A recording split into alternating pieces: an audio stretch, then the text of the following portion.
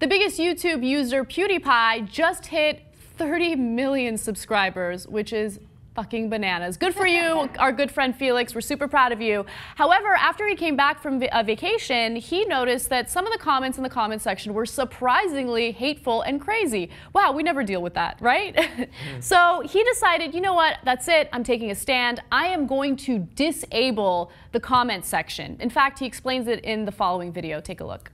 It's been bothering me for so long now. I've been trying to find solutions to it. I've been hoping that it would get better.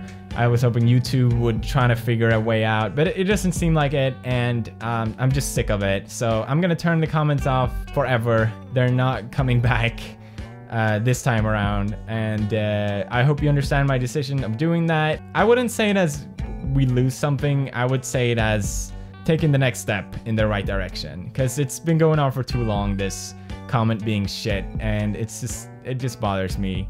I love that video. I totally understand where he's coming from. He still wants to be able to engage with his audience, so he's going to do so through Twitter and Reddit. He doesn't want to totally shut himself off from the people that actually do love him. The one comment I want to make about that video is I love the elevator music in the background. Like, not making fun of it, it's just like so emotional, and it's like, I think I'm going to shut down the comment section. But I totally get it, and I want to know what you guys think. Sandra, let me start with you and make your point. I think it's really smart, honestly. I watched the whole video, and he sees his community elsewhere. Yeah. So go to where they want to hang out. I mean, if YouTube is a place for toxic comments, yeah, go hang out on Twitter and Reddit.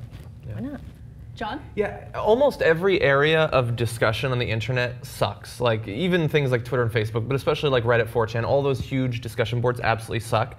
And YouTube is way, way worse in a lot of ways, which is crazy because Google is one of the most technologically and sociologically savvy companies in the world. They have dozens of behavioral scientists rolling out improvements to make the comments better. And even with all that, they can't get past how awful people are on the internet, which I think is sad. Yeah, I actually disagree with his decision to disable the comments. I'm against censorship completely.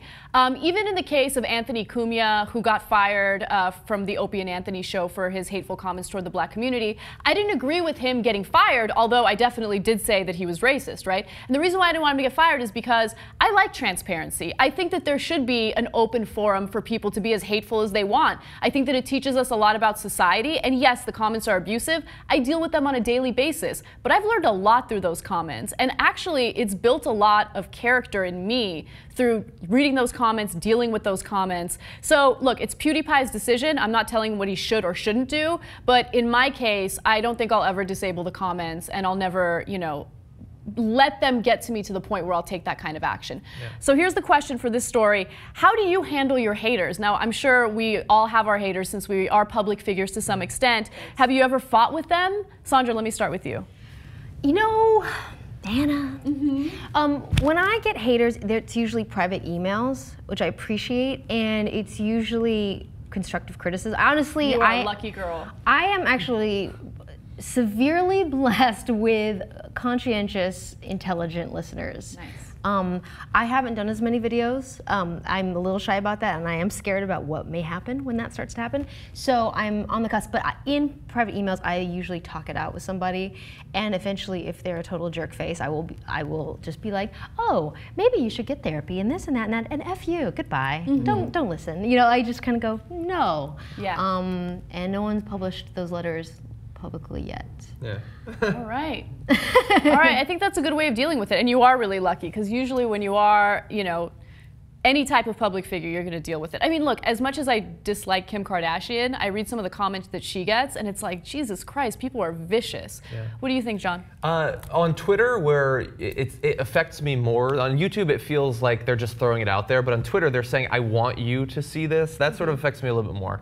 But so I do what Abraham Lincoln used to do, a new version of it, where I will type out a reply, and I will tweak it into the perfect cutting 140 characters, and then I delete it. I don't actually send it to them. Because I know that trolls want a response, but that's not all they want. What they especially want, the only thing that can sustain them is to know that you're hurt by it. Yes. And so I won't give them that. And online, on YouTube, I will often completely agree with their point in a sarcastic way, which then lets my audience go and swarm them, which is much more gratifying. Yeah, sometimes I do that. Sometimes Yeah. I'll retweet like some really heinous thing that someone sends to me, and then my supporters release will the go, hounds. "Yes, release the hounds, or release the Kraken." I freak. Sometimes I love doing that. I'm so scared. Yeah, don't be scared, girl. Don't be scared. All bark, no fucking bite. The one thing that I will say is, in the beginning, the comments really bothered me, and then it got to a point where I was like, I gotta ignore them, you know, in any and all circumstances. And in some rare instances, they bother me, not because of what they say about me, but just because it gives me a little insight in how people think about rape, about domestic violence, about violations of privacy. Like, it saddens me to know that there are people that are in favor of such gross violations. But at the same time, whenever there's like a really negative comment directed toward me and it has no, you know, justification and no merit. Your face is stupid. Yeah, like, I gotta be honest with you guys. Like, I mean, happens? it gets a little dirtier than that. Like, I have to be honest with you guys. Like, I get a little turned on. Because I've learned to take that hatred. No, I learned to take that hatred. I know, I don't give a shit. Take that hatred and turn it into something that makes you feel good, right? Because here's the reality. I'm sitting here and I'm doing a show that I fucking love. I'm living the dream. I got a good family, good friends, hot guy that I'm seeing. Like, my life is good, right? These guys are behind a computer and they're like hating on me for no reason, right? Like, maybe some constructive criticism is great and I totally welcome that. But people who are trolling just for the sake of trolling are the saddest individuals on the planet. So do you, boo? Like, if you want to write hateful things to me, just know that it turns me on just a little bit, because it just lets me reflect on how fucking awesome my life is. So anyway, I want to know what you guys think. Comment in the section below. How do you handle haters? Maybe you have frenemies or something like that you have to deal with on a regular basis. And what do you think about PewDiePie's decision in disabling the comments? Do you agree with it? You can comment in our section below. Unfortunately, not on his video. Tell us what you think. We'll see you soon.